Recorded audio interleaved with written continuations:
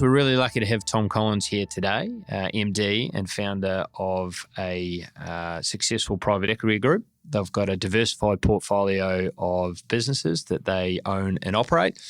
This particular role is to head up essentially a very exciting and steep growth trajectory within one of their business units. So great opportunity to learn more about that. We really hope that you have got a much better understanding of both the investment mandate and the organisation as a whole further to this particular opportunity. So I really hope you enjoy.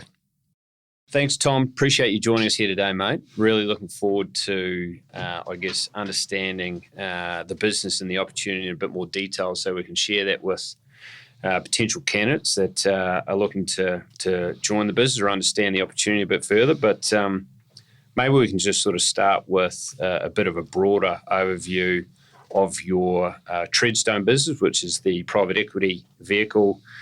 Just give us a bit of an overview of the portfolio of companies or businesses within that, and maybe just sort of touch on your broader investment mandate.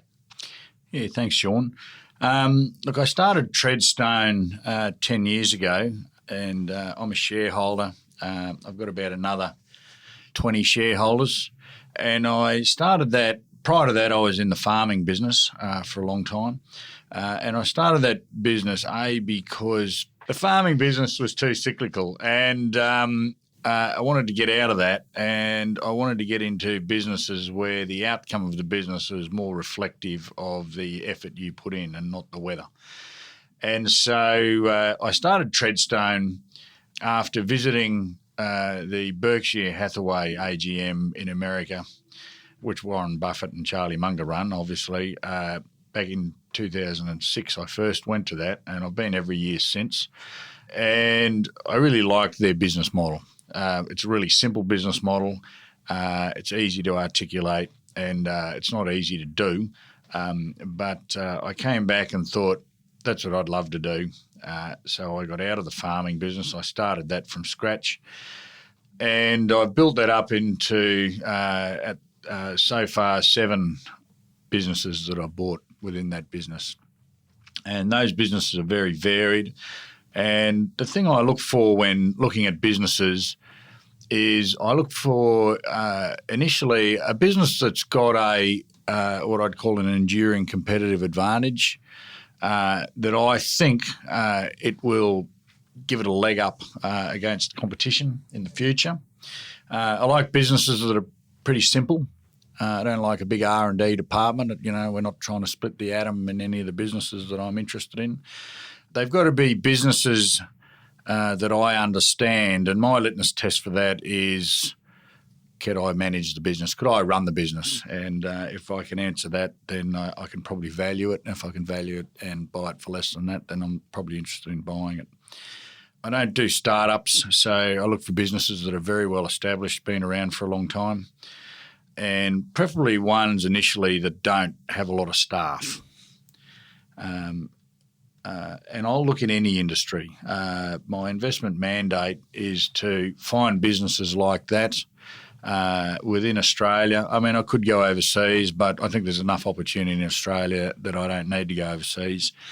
And basically look for businesses like that, buy them and keep them. I don't buy anything. I've never sold anything. I haven't got any intention at the moment of selling anything, and I don't buy anything with a view to, okay, I'm going to sell this.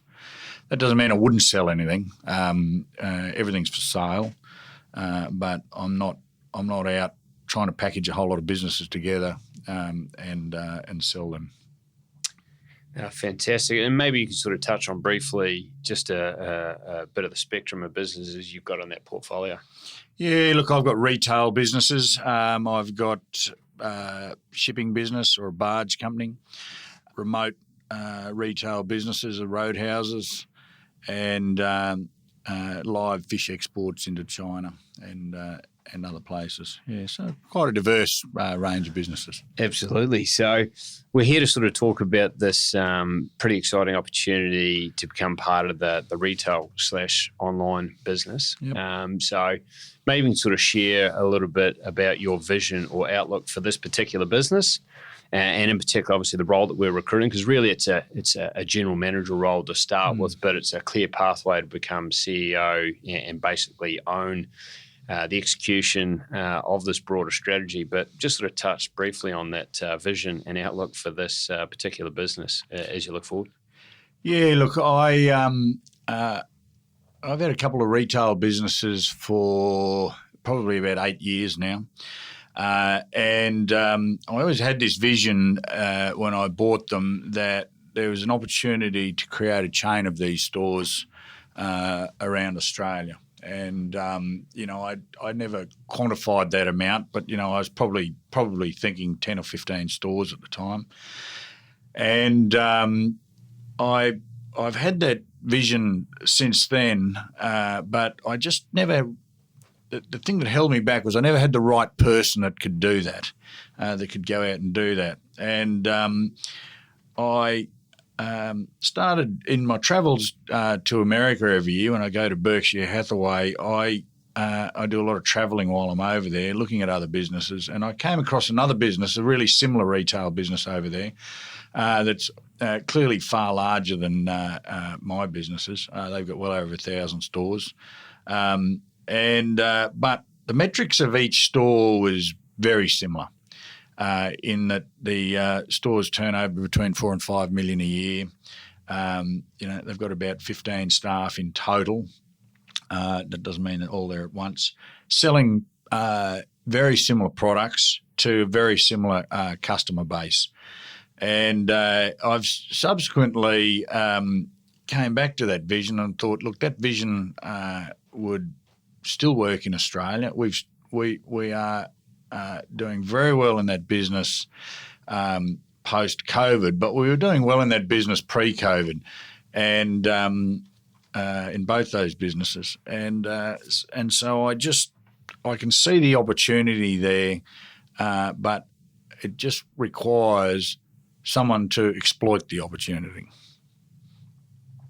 And what I mean, obviously looking out into the ether, what could be the extent of this business in terms of how many sort of retail operations and or obviously there's the e-commerce component to it, but how big's the vision as you look forward? Oh, look, I think it's probably one thing I've learnt from talking to the guy in America who runs that operation. He said, one thing's for sure is it'll be bigger than you think it can be.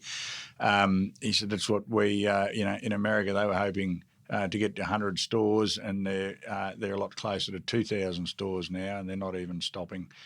So I think, I've done sort of a bit of a back of the cigarette packet sort of calculations. I think 100 stores in Australia. If we got to that, I'd be pretty excited. Probably each store doing similar to what, the current stores are doing in turnover, between 4 and 5 million a year. That's exciting. Obviously, big growth trajectory and opportunity to embark on, which is great. But obviously, it sounds like you're well read and you've got a desire to sort of learn from others and sort of see what works elsewhere and see what you can bring to your own business, which is great. But can you sort of share any of your own personal philosophies on business, and also, what do you look for in people that you work with? Yeah, look. There's probably two sides to that. There's one is the business side that I look at, and then quite separate to that. But part of that is the the team that's going to run that business, obviously, and it's probably a bit the analogy of this game of business just never ends. You're always you always have competition, and you're always competing, and it's sort of like a football game. Whether it's rugby or soccer, that just never stops. There's no full time, and it really helps. In a game of rugby, if you have all the fastest runners in the world, and your forward team are all the biggest and the best players, and that is going to give you a huge advantage. Quite separate from that is the business itself is sort of like the field you're playing on, and it would be advantageous if when you were playing your game of continual football that your field was on a slope and you were running downhill all the time. And then even better, the wind was blowing behind you. And then even better, you all had some gloves on that allowed you to catch the ball better than the other team, et cetera, et cetera. And so that's how I look at the business. So, my philosophy is I want businesses that are really low-cost operators. That is a great competitive advantage over anyone that's trying to compete with you when you can do what they can do for less. And people that work hard are prepared to get their hands dirty, and a team that does that, I just think that's a huge advantage. And it's also a huge advantage with that team if you're in a business that has an advantage over your competition. Even if it's only a slight advantage, it's still an advantage. Absolutely. Yeah. No, and it seems like the businesses you've invested in have definitely got that. Yes. What about the people you talk about that analogy of, the biggest and the fastest? I'm assuming that sort of leans into the fact that, you've got a keen eye on bringing, capable people to the business with the right sort of attitude, work ethic, outlook, and sort of potential, I guess, to grow with your businesses as well. Absolutely. Absolutely. And probably what if you look at that analogy, what I'm looking for here is the team captain, right? And they're going to be responsible for choosing that team, but I've got to get the captain right and work with the captain so that we all have a game plan. We're on the same game plan going forward. I know we've sort of talked about this role, and it's an exciting role and a really rare opportunity. And some of the things we've sort of talked about is, building that e-commerce strategy, building the robust supply chains to cope with that growth trajectory, obviously recruiting and building teams, brand strategy. But over and above sort of those few things, I mean, what's the core focus of this role, and what are the things that this person must really nail, in your opinion? Look, it's a given that the person is going to have to be good with numbers, and it's a given that the person is going to need to be a real goer, But the thing that they're going to have to be naturally good at is generally people, and in a whole lot of areas, they're going to have to be really good at understanding the concept of a retail chain and understanding the important roles in there and recruiting for that and finding the right people that fit that.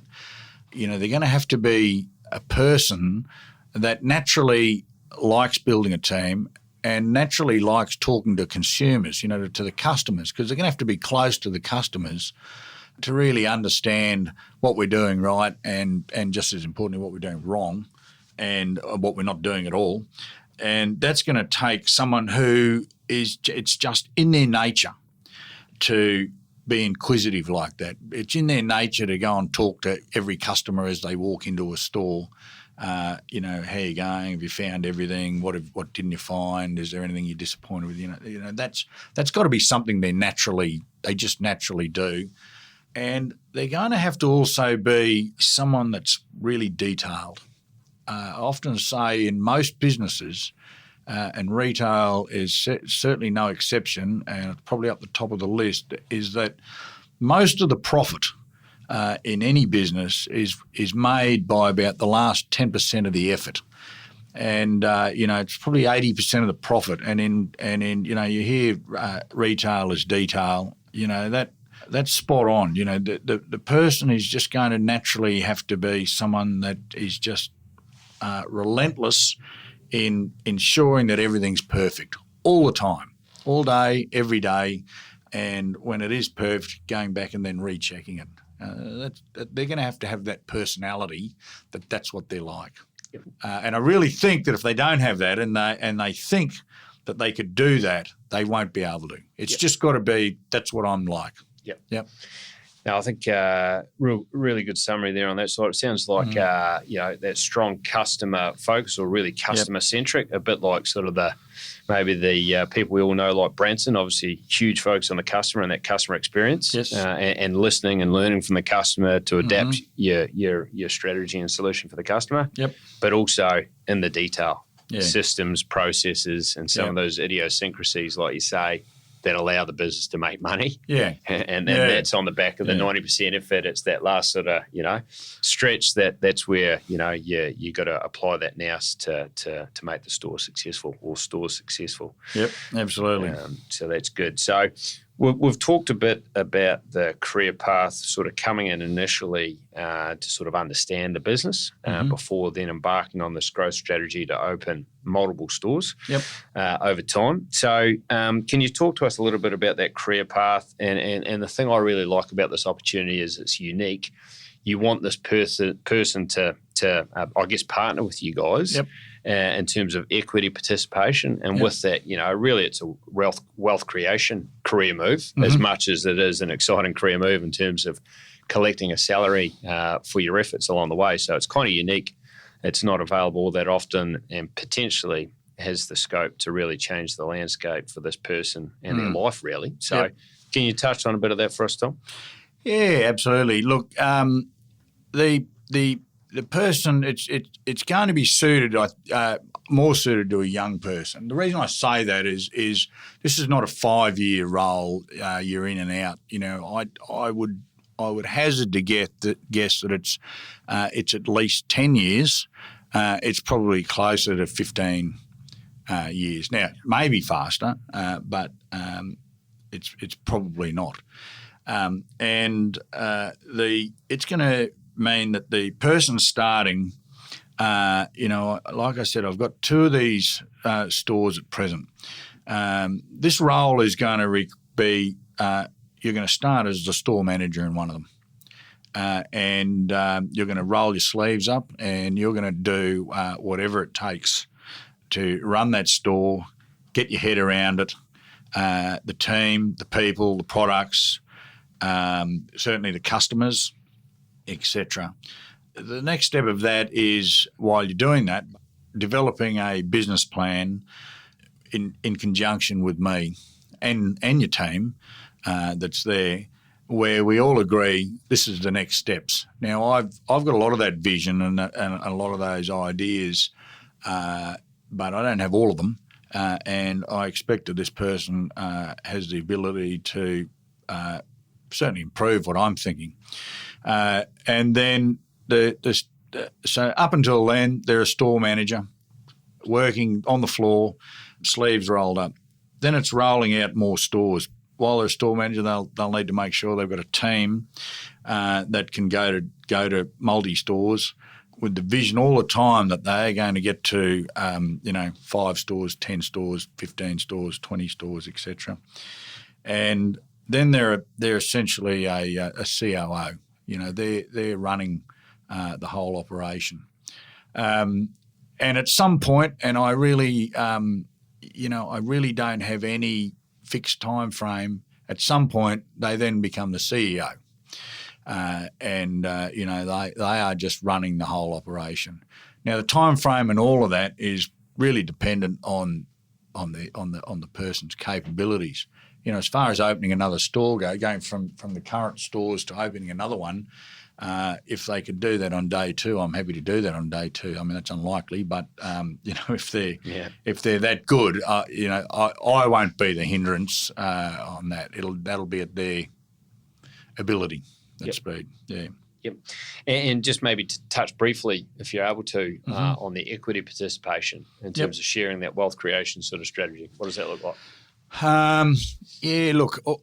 Most of my businesses, certainly I have an equity manager. That's what I like, and I don't see this as being any different. I would expect and hope that the opportunity for this person is to get into something that they can end up owning. And so the equity participation is important to me, as it probably is, as I hope it's important to them, that they end up with a substantial, meaningful amount of equity. And how that happens, I don't have any set guidelines.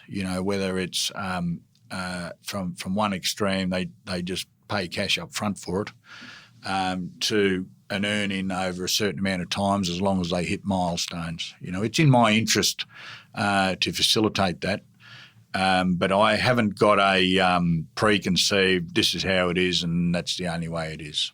Yep. Yeah. Now, I think that in itself is attractive and unique on that side of it. So that's good. And I think, broadly speaking, from our point of view, when we look at speaking to candidates, one of the big things I think they're looking for is a clear career path. Yep. So that's crystal clear. Yes. And I guess, like you say, the ball's largely in their court. Mm-hmm. You'll give them the capital, the support, whatever else required Absolutely. to invest. Yep. And the rate of growth will be dictated by their success in embarking on the plan, which is kind of nice. And also I like the fact that you're pretty clear that, plus or minus, it's a 10-year project, being clear on that. And whilst you've got a clear vision, you're also looking to co-own the plan. You're not pretending to know everything. No. You invite feedback and buy-in, of course, for this person to always put their 2 cents worth on the vision and the plan as well. So they've got ownership of that as well, which is good. And I think having some skin in the game is great. So when you're working through the good and bad times, you're invested, and if the plan comes to fruition, I'm sure it will. You get to benefit from that, which is fantastic. I mean, that's important for me because I want someone there for the long term, and equity will help do that. And I want someone who's also going to benefit from the success, as I will, because this is not going to be easy, and we're going to have a lot of setbacks along the way. We'll make a lot of mistakes, absolutely. And so this person's going to just have to be able to, work through all that. And, that's what equity does. When it's your business, That's and it right. is your business. You're in the trenches. You're committed. You're committed. Yep. And, it's a win-win for everyone. Absolutely. And I guess, jokes or cliches aside, this is a life-changing opportunity if we can play this out the way you want to. Yep. And we sort of joke around that notion loosely around who wants to become a millionaire, but the numbers dictate that if this person does what you're asking them to do and what's possible based on the opportunity in the market, there's every chance this person could get to that millionaire status by way of equity, but also earnings. Yeah. There's a couple of pathways there. So that's not always possible. So I think that life-changing career move is another good sort of adage out of all of that as well. So just sort of touch briefly, Tom, on where you think this right person might come from. Describe that background. Yeah, look, that's an interesting one, Shaun, because the guy who runs, who I bought one of those businesses off, retail businesses, he's an unbelievable retailer. And prior to being running that business, he was a plumber for a long time. And but he certainly knew about business, and he certainly understood customers, and he certainly understood retail. So I think it's important that the person, the candidate, has an interest in retail. Absolutely, they will need that. Do they have to come out of retail? No, they don't have to. It's probably a great benefit if they've come from a retail environment.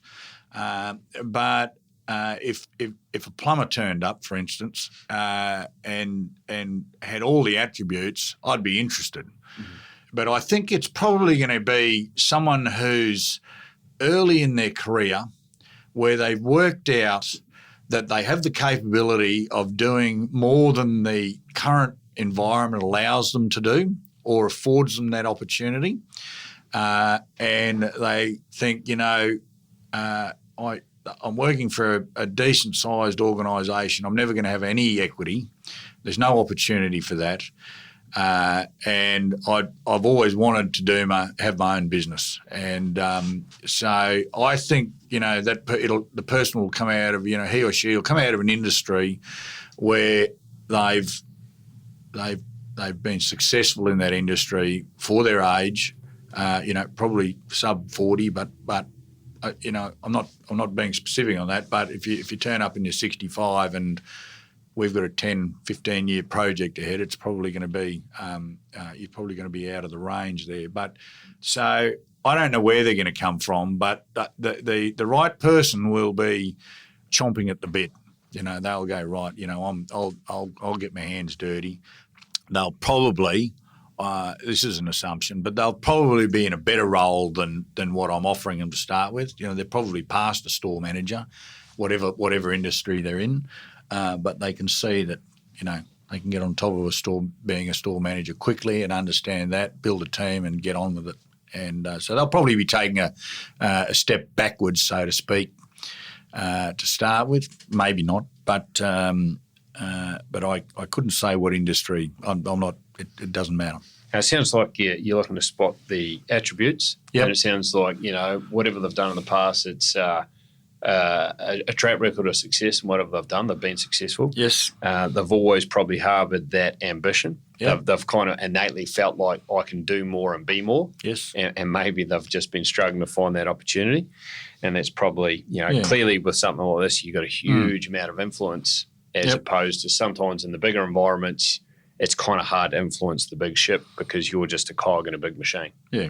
On that side of it. But it'll be very much the personality and the attributes that present that you'll recognise as opposed to, just a set sort of career background. You're not really looking for that. You're looking for those attributes and personality absolutely. traits. Yeah, we're way over and above the skill set. Absolutely. Of they've been in retail before. Yep.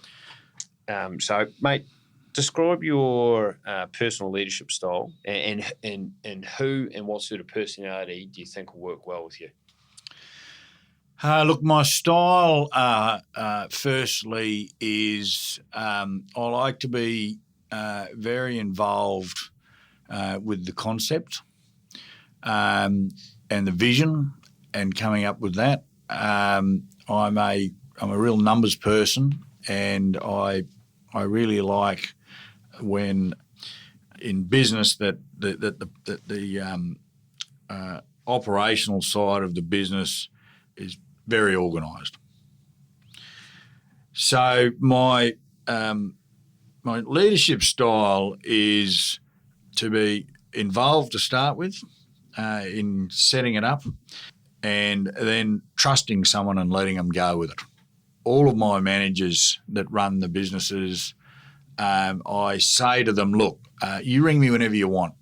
I'll help you with anything you want, but as a general rule, I'm not ringing you. And that's not entirely true. I do ring them every now and then, but some of my managers, maybe I would talk to them on a monthly basis, some of them even less, because they know what they're doing, and I trust that they know what they're doing, and generally I can see that they know what they're doing, and so I leave them alone. And the right person doesn't want me telling them, take the chairs out today and they should be stacked this way and we should be doing this way. And, I understand that. So the right person in this role doesn't want me second-guessing every single thing that they do. In fact, they don't even want me involved after a while. And, that probably suits me. If they've demonstrated that they really know what they're doing, mate, I'll just stand back and go, you know what you're doing.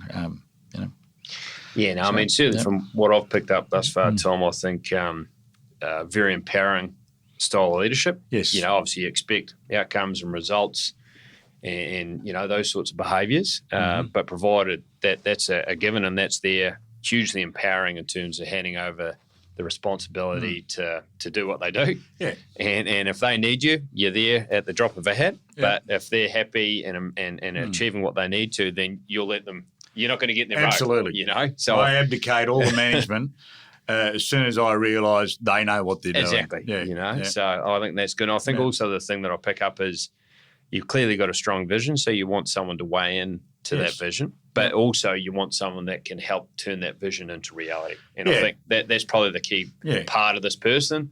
They get your vision, they buy into that vision, they have input, and then they go, right, I know I can do this. This is how I'm going to do it. Yeah. And boom, they go for it. And that's why I say, we've got to develop the vision together, the plan together, because it can't be me just saying, right, I want X, Y, Z, and this is how I want it done. A, because I might be wrong, but B, because it has to be theirs. They've got to come up with the plan on the vision, and they've got to completely buy into that and go, I agree with that, and I'm going to go and do it. Now, basically, get out of the way and let me do that. I'll give you a ring when I need a hand.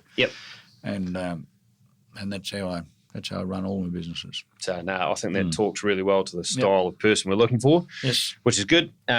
We've talked a little bit about, obviously, your desire to learn and get better yourself. Obviously, you go over to Omaha, Nebraska every year, pre-COVID, to learn from the smart people at Berkshire Hathaway that have done wonderful stuff over a long period of time, and arguably one of the best returns in the market with their investment strategy, which is good. Obviously, you went to King's College down in Sydney. You went to Bond, and you've developed a successful career on your own. But what else can you share about yourself, Tom, in terms of family interests outside of work, etc.?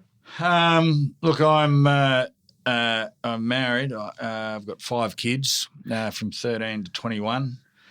I'm very family orientated. Spend a lot of time with my wife and my kids when they're home. We all of our family are very outdoorsy people, so we spend a lot of time I come from a farm, but we also have a farm. We spend a lot of time at the farm. We spend a lot of time at the beach, camping, road trips, out west, and things like that. So, we're outdoors people. It sounds like you got a bit of passion around hunting, spearfishing. Yep, absolutely. And motorbikes. Yes. Further to the water outdoors. Yeah, absolutely. So, good ways to sort of switch off and get away from everything. But no doubt on the family front with 5 kids, that keeps you pretty busy as well. Yeah. So that's good to hear. So, I guess just some sort of wrapping things up, Tom. How would you personally sell this opportunity to join the business? Because personally, I think it's a really exciting one. But how would you sort of personally sell this opportunity? Look, I'd say if you're young. And you have the capabilities and you're a bloody goer, or you know of someone who's like that, then this is an opportunity that you won't get many of them in your life. And now the flip side of that is that the right person for this role, there's not many of them in Australia. There may be 20 or 30 people and that's it that fit this role. So I'm going to have a pretty stringent criteria of picking someone. But I would sell the opportunity as this is a real opportunity for you to be very successful on a whole lot of fronts and be part of building a really great organisation on the way through. And you won't get that opportunity just working in a large company. You won't get the ability to own it and be able to put your name on part of it, and that's where I think the opportunity is. Well, I think you've summed it up well. I think it will be an exciting project for you guys to team up on, which is great, and one that provides some big rewards should you guys get it right, and life-changing rewards, which is awesome. But I like the fact that it sort of comes in at that general management, and then you've got a pathway to COO and then CEO. There's not sort of many pathways like that. And then also the fact that you're going to give them the tools and the capital to embark on that strategy as quick as what they can execute. So you're not going to be bound by, 5 years to here, 10 years to there, 15 years to there, 20 years to there. It's really, if you can get there in a shorter space of time based on results, then you get there as quick as you want to get there. Yeah. Quicker the better. Exactly. I won't hold you up on that. Exactly. So I think that's exciting, mate, and it's a rare opportunity. So, we appreciate the opportunity to team up with you guys on this project and look forward to coming up with some great people to hopefully, finally get the right person to team up with you and embark on this exciting project. So thanks for the opportunity, Tom. We look forward to getting some good names in front of you. Yeah, likewise, Shaun. Appreciate it. Thanks, mate. Excellent. Thanks, guys. I know in hearing Tom and his vision for the future, I'm engaged and excited, and I think this is a wonderful opportunity, a life-changing opportunity for the successful person to become part of, and I think it's a wonderful opportunity for someone to look at with some fantastic prospects. So I hope you've got a much better understanding of Tom and his wider organisation, but also this particular role. Thanks for taking the time to listen. Thank you for listening to StellarCast. This show aligns with why Robbie McIlwraith and Shaun McCambridge co-founded the company. Their mission was to help and nurture others to reach and exceed their potential. For trusted recruitment and career advice, contact Stellar today.